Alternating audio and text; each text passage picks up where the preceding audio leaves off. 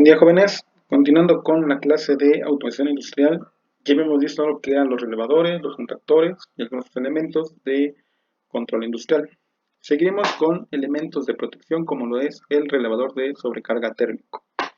En esta imagen vemos lo que sería un relevador de sobrecarga térmico común. Vemos que tenemos placa característica, su conmutador selector reset manual automático, una tecla de stop para pararlo, número de pedido completo del frontal del parado, las salidas, un tornillo ajustable, borne de reparación de bobina y borne de repetición de contacto auxiliar. Ahora, ¿para qué nos sirve este relé de sobrecarga térmico? Bueno, es un mecanismo que sirve como elemento de protección del motor. Su misión consiste en la de desconectar el circuito cuando la electricidad consumida por el motor supera un tiempo corto, a la revisor por evitando que el bobinador se queme. Esto ocurre a que existen dentro de él tres láminas bimetálicas con sus correspondientes bobinas calefactoras que cuando son recurridas por una determinada intensidad provocan el calentamiento del bimetal y la apertura del relé. ¿Qué quiere decir esto?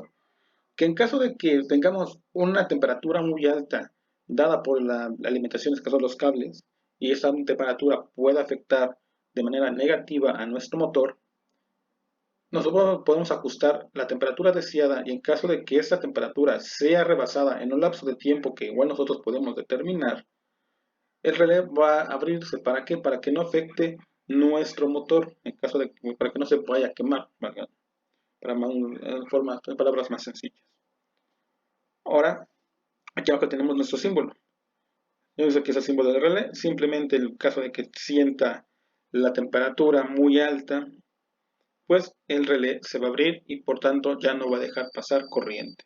Ahora, ¿cuál sería la elección para un tipo de relé térmico? Bueno, para la elección de ese mecanismo hay que tener en cuenta el tiempo máximo que puede soportar una sobreintensidad no admisible y asegurarnos de que la intensidad del receptor esté comprometida dentro del margen de regulación de intensidad del relevador.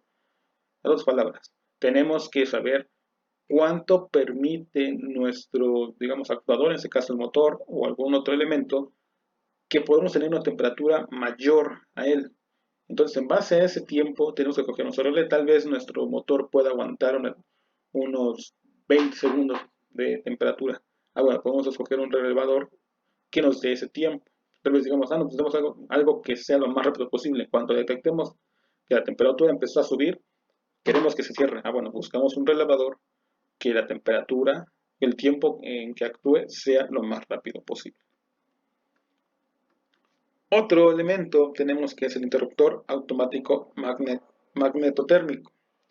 Su misión es la de proteger a las instalaciones y al motor abriendo el circuito en los siguientes casos, que sería cortocircuito en cualquier punto de la instalación y sobrecarga cuando la electricidad consumida en un instante supera la entrada a la que está calibrada el magnetotérmico. ¿Qué es lo que hace esto? Al momento que detecte un cortocircuito o una sobrecarga en cualquier parte de la línea, este automáticamente se va a abrir. Es muy parecido a los fusibles que tienen en su casa. Cuando hay un corto o cuando hay una sobrecarga, ven que se bota el switch. Bueno, esto es algo parecido. Cuando detecte una sobrecarga en alguna de las líneas, automáticamente el elemento va a botar y por tanto tenemos una protección a nuestro elemento final. Aquí tenemos nuestro símbolo de ese elemento, que como vemos son relevadores. Al momento que detecta una sobrecarga, las líneas se van a abrir. Ahora, ¿cómo elegimos un interruptor automático magnetotérmico? Bueno, hay que seleccionar el tipo de curva de disparo que vemos acá abajo y elegir el calibre o intensidad nominal, cuyo valor será inferior o igual a la que consume el receptor de forma permanente. Bueno, aquí vemos la tabla, por ejemplo, tenemos la curva de disparo tipo B, C, D o Z. Vemos el corriente magnético 5, 10, 20, 3.6 correspondiente a la curva de disparo y el calibre que podemos aguantar. Por ejemplo, una curva de disparo B con un corriente de magnetismo 5 con un calibre 2, 3, 4, nuestra la aplicación que se usa es para generadores de personas y grandes longitudes de cable. Son para protección general, en el caso del C, 10, 6 y 10. Protección de circuitos electrónicos, Z 3.6 y 2.5, ya sería para elementos, digamos, un PLC o tal vez una tarjeta, en las que necesitaría ese tipo de interruptores.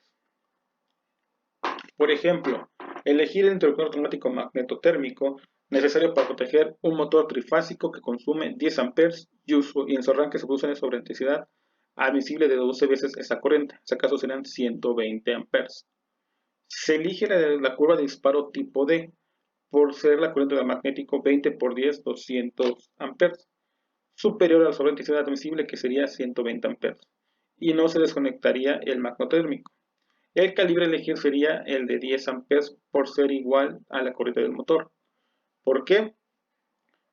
Ya sabíamos que la máxima corriente van a ser 120.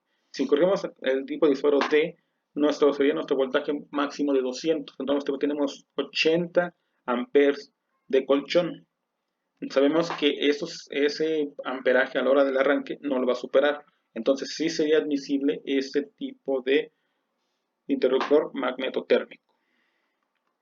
Ahora tenemos los elementos de accionamiento, como lo son los pulsadores o botones.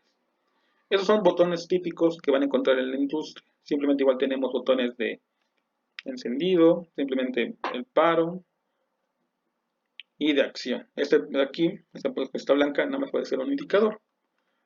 Ahora, tenemos varios interruptores, por ejemplo, el pulsador de elementos de accionamiento que sirven para cerrar o abrir un circuito permitiendo el paso o no de la corriente a través de ellos. Tenemos el pulsador de paro.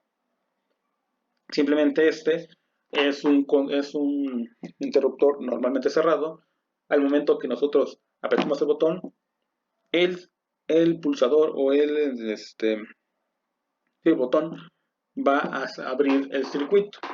Caso contrario con un pulsador de doble marcha, en el cual está normalmente abierto y al momento que nosotros lo accionemos, cerrará nuestro circuito. Igual tenemos el pulsador de doble cámara, que es la combinación de los dos. Tenemos un normalmente cerrado y un normalmente abierto. En el momento que nosotros accionemos el botón, se abrirá el normalmente cerrado y se cerrará el normalmente abierto. Ahora, ¿cómo está compuesto? Es una caja de pulsadores. Bueno, aquí tenemos nuestra parte superior, que será la parte externa que nosotros vemos, la plaquita de designación, que es los símbolos que nosotros hacemos. Por ejemplo, cuando vemos un 0, significa que va a ser el paro. Cuando vemos esta rayita inclinada, que significaría 1, como lo vimos o como vieron en la parte de electrónica digital, que vemos que los símbolos de 0 y 1 sería el encendido. Igual tenemos la cifra característica de función en la parte D, que son la parte en la que van a accionar los botones. Digamos, tenemos aquí la parte de encendido apagado, van a ir directamente las líneas y son las que van a accionar nuestro botón en caso de que queramos que encienda o en caso de que queramos que cierre. Y finalmente de interruptores tenemos el posición o finales de carrera. Esto lo vamos a ver un poquito a detalle más adelante. Hasta aquí va a quedar el video. La siguiente video va a venir lo que serán los sensores y los actuadores.